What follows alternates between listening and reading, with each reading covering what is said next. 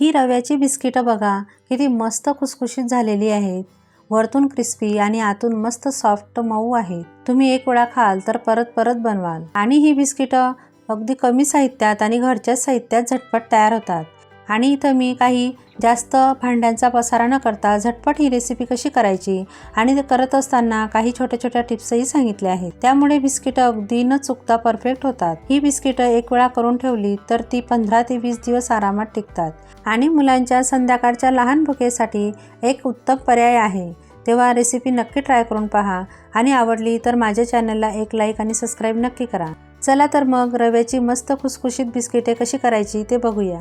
नमस्कार, मनीषा टेस्टी रेसिपीमध्ये तुमचे सर्वांचे मनापासून खूप खूप स्वागत। आता सुरुवातीला इथं मी मिक्सरचं मोठं भांडं घेतलेलं आहे आणि इथं मेजरिंग कपने 1 कप रवा घेतलेला आहे।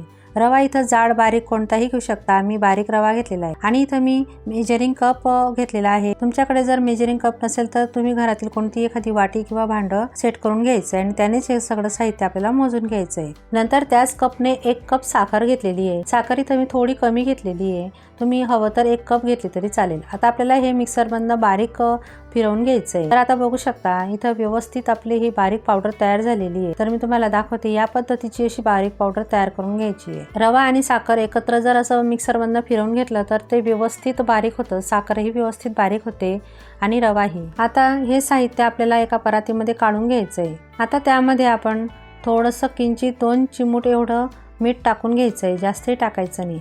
आणि इथं मी खाण्याचा सोडा घेतलेला आहे, तो अगदी चिमूटभरच टाकायचा आहे, नाही टाकला तरी चालेल। आता बिस्किटांना छान चव येण्यासाठी त्यामध्ये मी पाव कप म्हणजे 1/4 कप कोरड्या खोबऱ्याचा किस टाकून घेणार आहे। हा किस मी घरीच तयार केलेला आहे, तुम्ही त्याऐवजी डेसिकेटेड कोकोनट घेतलं तरी चालेल, पण ह्या खोबऱ्याचा किस नक्की आवर्जून टाका, खूप छान टेस्ट येते। नंतर आता यामध्ये 1/4 कप मी इथं तेल घेतलेलं आहे, तुम्ही तेलाऐवजी तूपही घेऊ शकता, खूप छान टेस्ट येते आणि खुसखुशीत असे आपले बिस्किटं तयार होतात। आता आपल्याला याचं मोहन लावून घ्यायचं आहे, सगळ्या पिठामध्ये व्यवस्थित मिक्स करून घ्यायचं आहे। इथं मी तेल गरम किंवा कोमट वगैरे केलेलं नाही, तर आपलं साधंच रूम टेम्परेचरवरचं तेल इथं मी घेतलेलं आहे। आता व्यवस्थित सगळ्या पिठामध्ये हे तेल आपल्याला मिक्स करून घ्यायचं आहे, एकजीव करून घ्यायचं आहे सगळं, म्हणजे पिठाच्या कणाकणामध्ये हे तेल व्यवस्थित लागलं पाहिजे, तरच आपले हे बिस्किटं छान खुसखुशीत आणि वरतून क्रिस्पी येतात आणि आतून छान सॉफ्ट असे येतात। आता बघा या पद्धतीचं हे सगळं तेल पिठामध्ये लावून झालेलं आहे आणि आता यामध्ये आपण दूध टाकून घेणार आहोत। तर इथं मी नॉर्मल आपलं रूम टेम्परेचरवरचंच दूध घेतलेलं आहे, आपल्याला जास्त थंड किंवा जास्त गरम वगैरे घ्यायचं नाही, तर साधंच आपलं दूध टाकून घ्यायचं आहे। इथं दूध तुम्ही गाईचं म्हशीचं कोणतंही घेऊ शकता। आता टाकल्यानंतर हे सगळं आपल्याला व्यवस्थित मिक्स करून घ्यायचं आहे। आता तुम्हाला सुरुवातीला असं वाटत असेल हे खूपच पातळ झालेलं आहे, पण घाबरण्याची अजिबात गरज नाही, कारण सुरुवातीला आपल्याला या रव्याला आणि साखरला व्यवस्थित दुधामध्ये मिक्स करून घ्यायचं आहे। साधारण 1 ते 2 मिनटं व्यवस्थित असं फेटून घ्यायचं आहे, म्हणजे साखर आणि रवा छान मिक्स होतो दुधामध्ये।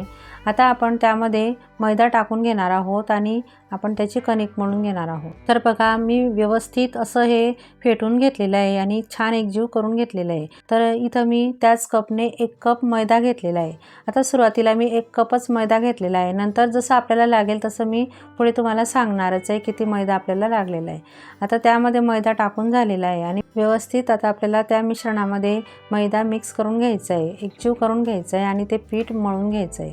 तर बघा असं मळत असताना थोडंसं सैलसर वाटतंय, म्हणजे आपल्याला अजून त्यामध्ये मैदा टाकायची गरज आहे। इथं मी मैदा टाकलेला आहे, तुम्ही मैद्याऐवजी गव्हाचं पीठही घेतलं तरी चालेल किंवा अर्धा मैदा आणि अर्धं गव्हाचं पीठ घेतलं ते सुद्धा चालेल। गव्हाच्या पिठाने सुद्धा एकदम छान असे मस्त आपले हे जे बिस्किट आहेत ते तयार होतात। आता मी त्यामध्ये अजून अर्धा कप मैदा टाकून घेतलेला आहे। सुरुवातीला आपण 1 कप मैदा घेतला आणि नंतर अजून अर्धा कप मैदा टाकून घेतलेला आहे, तर एकूण 1.5 कप मैदा आपल्याला लागलेला आहे। आता आपल्याला हे मिश्रण व्यवस्थित परत मिक्स करून घ्यायचं आहे आणि परत एक वेळा हे व्यवस्थित मळून घेणार आहे, म्हणजे छान एकजीव करून घ्यायचं आहे। आता हा घट्टसर गोळा होणार नाही, कारण यामध्ये रवा वगैरे आहे, त्यामुळे थोडंसं सैलसरच आपल्याला हे मिश्रण ठेवायचं आहे, कारण रवा थोडासा आपला हा फुलेल, त्यामुळे थोडंसं असं सैलसर ठेवायचं। असा व्यवस्थित एक ठिकाणी गोळा तयार करून घ्यायचं आहे. आणि आता आपल्याला याला 15 ते 20 मिनटं किंवा अर्धा तासही ठेवून घेतलं तरी चालेल, म्हणजे रवा छान फुलतो. आता त्यावर मी झाकण ठेवून घेतलेलं आहे. आता बघू शकता 20 मिनटं झालेली आहेत आणि मी झाकण काढून बघितलेलं आहे. तर बघा एकदम रवा छान फुललेला आहे, एकदम कडक आपलं हे मिश्रण तयार झालेलं आहे. आणि सुरुवातीला जसं ते चिकट वगैरे होतं तसं आता अजिबात राहिलेलं नाही. तर एकदम परफेक्ट आपलं हे जे मिश्रण आहे ते तयार आहे. आता त्यावर मी थोडेसे काजू बदामचे तुकडे कट करून घेतलेले होते ते टाकून घेतलेले आहे. आवडीनुसार तुम्ही यामध्ये ड्रायफ्रूट्स टाकू शकता, नाही टाकले तरी चालेल. आता मी मेजरिंग कपच्याच एका चमच्याने हे असा गोळा घेऊन घेतलेला आहे. तुमच्याकडे जर नसेल तर आपला साधा पोहे खाण्याचा चमच्याने सुद्धा तुम्ही थोडंसं असं मिश्रण घ्यायचं, गोळा करून घ्यायचं आणि हातानेच असं थोडंसं त्याला चपटा करून घ्यायचं. आता बघा मी तुम्हाला दाखवते या पद्धतीने. असं चमच्यामध्ये थोडासा गोळा घ्यायचा, त्याला हाताने व्यवस्थित गोल गोल करून घ्यायचा. तुम्ही असंच गोल गोलही करून घेऊ शकता किंवा असं थोडंसं प्रेस करून घ्यायचं, दाबून घ्यायचं, म्हणजे असं थोडंसं चपटा आकार दिला जातो. त्या पद्धतीनेही केलं तरी चालेल. तुम्हाला जशा पद्धतीने हवं त्या पद्धतीने तुम्ही हे बिस्किटं तयार करू शकता.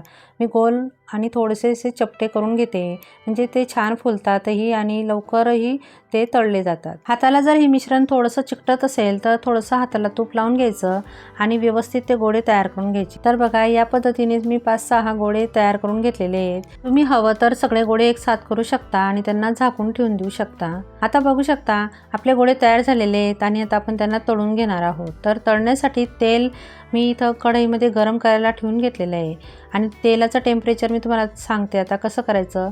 तर आपल्याला मंद आचेवरती हे तेल व्यवस्थित गरम करून घ्यायचं आहे. तर तेल गरम करत असताना जास्त कडक किंवा मध्यममध्ये गरम करायचं नाही, तर आपल्याला सौम्य असं तेल गरम करायचं आहे. जसं आपण समोसे कचोऱ्यांना तळताना तेल गरम करतो त्याच पद्धतीचं तेल आपल्याला गरम करून घ्यायचं आहे. आणि गॅसची फ्लेम अजिबात आपल्याला मोठी ठेवायची नाही, नाहीतर ते वरतून लवकर करपतील आणि आतून कच्चे राहतील. तर त्यासाठी मंद आचेवरती हे व्यवस्थित आपल्याला तेल गरम करून घ्यायचं आहे आणि एक एक करत हे सोडून घ्यायचे आहेत. आणि जेवढे तेलात मावतील तेवढेच सोडायचे, जास्तही गर्दी करायची नाही. तर इथं मी 6 ते 7 गोळे टाकून घेतलेले आहेत. आता बघू शकता 1 ते 2 मिनिटांमध्येच हे खालच्या बाजूने व्यवस्थित तळले गेलेले आहेत आणि मी अलगद असे हे त्यांना पलटून घेते. आपल्याला जास्त उलटपलटही त्यांना करायचं नाही, नाहीतर ते तेलामध्ये फुटू शकतात. त्यामुळे त्यांना हळूवार असं उलटपलट करत चालायचं आणि व्यवस्थित त्यांना तळून घ्यायचे. तर हे बघा मी अगदी हळूवारपणे हे पलटून घेते, अगदी जास्त घाई करायची नाही, नाहीतर ते लवकर तुटतात. तर त्यासाठी ही टीप लक्षात ठेवायची. आणि तेल अजिबात आपल्याला जास्त कडक गरम करायचं नाही आणि गॅसची फ्लेम मोठी अजिबात करायची नाही. तर बघा 3 ते 4 मिनिटांमध्येच हे व्यवस्थित असे तळले जातात. तर बघा जास्त जर तुम्ही मोठ्या साईजमध्ये करत असाल तर तुम्हाला जास्त वेळही लागू शकतो, पण मी छोट्या साईजमध्ये आणि थोडे चपटे केलेले आहे त्यामुळे याला साधारण 5 मिनिटं लागलेली आहे. तर बघा एकदम छान मस्त असे खुसखुशीत आपले हे बिस्किटं तळले गेलेले आहेत आणि त्यांना क्रॅक्स बघा किती छान आलेले आहेत. अशा तळा गेल्या की समजायचं आपले बिस्किट छान आतपर्यंत तळले गेलेले आहेत. आणि नंतर त्यांना असं झाऱ्यावर काढून घ्यायचं आणि छान निथळून घ्यायचे आणि एखाद्या ट्रेमध्ये किंवा जाळीमध्ये ठेवून घ्यायचे, म्हणजे त्यामुळे ते व्यवस्थित थंड होतात आणि अजिबात वातळ वगैरे होत नाही. तर बघा अशा पद्धतीच्या जाळीमध्ये किंवा चाळणी असेल तुमच्याकडे मोठ्या साईजची तर त्याच्यामध्ये तुम्ही ठेवून घेऊ शकता. आता बघू शकता मी दुसरी बॅचही तेलामध्ये सोडून घेतलेली आहे. तर तेलामध्ये जेवढे मावतील तेवढेच हे गोळे सोडून घ्यायचे आणि व्यवस्थित त्यांना मंद आचेवरती आणि अगदी सौम्य तेलामध्ये हळुवारपणे हे व्यवस्थित तळून घ्यायचे. तर बघू शकता मी तुम्हाला एक दाखवते. तर बघा किती छान क्रॅक पडलेला आहे, एकदम मस्त तळा गेलेली, म्हणजे आपले जे बिस्किट्स आहे ते व्यवस्थित असे मध्यम आचेवरती व्यवस्थित तळले जात आहेत. तर त्यांना असा गोल्डन कलर आला की समजायचं आपलं व्यवस्थित हे बिस्किट आहे ते तळले गेलेले आहेत. तर बघा मी आता त्यांना काढून घेते आणि तुम्ही जवळून बघू शकता किती छान दिसत आहेत आपले बिस्किट, अगदी बघूनच खावेसे वाटत आहे. आणि मुलांना तर असे क्रॅक पडलेले छान असे कुकीज आवडतात, तर ते आवडीने जरूर खातील. तर मी आता राहिलेले बिस्किटसुद्धा याच पद्धतीने तळून घेणार आहे. आता बघा मी एका प्लेटमध्ये हे बिस्किट सर्व करून घेते. तर यांना पूर्णपणे आपल्याला थंड करून घ्यायचे आहेत आणि एखाद्या एअरटाईट कंटेनरमध्ये डब्यामध्ये छान असे मस्त भरून ठेवून द्यायचे आहेत. 15 ते 20 दिवस ते आरामात टिकतात, अजिबात खराब होत नाही. मुलांनी जेव्हा काहीतरी खाण्याचा हट्ट केला तेव्हा तुम्ही असे घरी केलेले हे कुकीज बिस्किट त्यांना खायला देऊ शकता.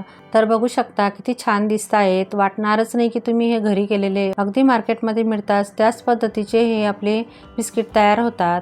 आणि आपण यामध्ये जे खोबऱ्याचा किस टाकून घेतलेला आहे त्यामुळे तर याची चव अजूनच छान लागते. तर बघा किती मस्त दिसत आहेत. आता मी तुम्हाला एक बिस्किट तोडून दाखवते. तर बघा एकदम वरतून असे क्रिस्पी आहेत आणि आतून एकदम सॉफ्ट आहे आणि आतपर्यंत मस्त असे तळले गेलेले आहेत, छान तयार झालेले आहेत. तर तुम्ही या पद्धतीनेच हे बिस्किट एक वेळा नक्की ट्राय करून बघा. मला खरंच सांगते लहान मुलांपासून मोठ्यांपर्यंत सगळ्यांनाच हे आवडतील. तेव्हा तुम्हाला ही माझी रेसिपी कशी वाटली ते मला कमेंट करून नक्की सांगा आणि तुमच्या मित्रमैत्रिणींना आणि नातेवाईकांना जास्तीत जास्त शेअर करा. आणि तुम्हाला ही रेसिपी थोडी जरी आवडली असेल तर प्लीज लाईक करत चला आणि अशाच नवनवीन रेसिपीजसाठी माझ्या चॅनलला सबस्क्राईब करायलाही विसरू नका. चला तर मग पुन्हा भेटूया अशाच एक नवीन रेसिपी सोबत. तोपर्यंत मस्त खा आणि स्वस्त राहा.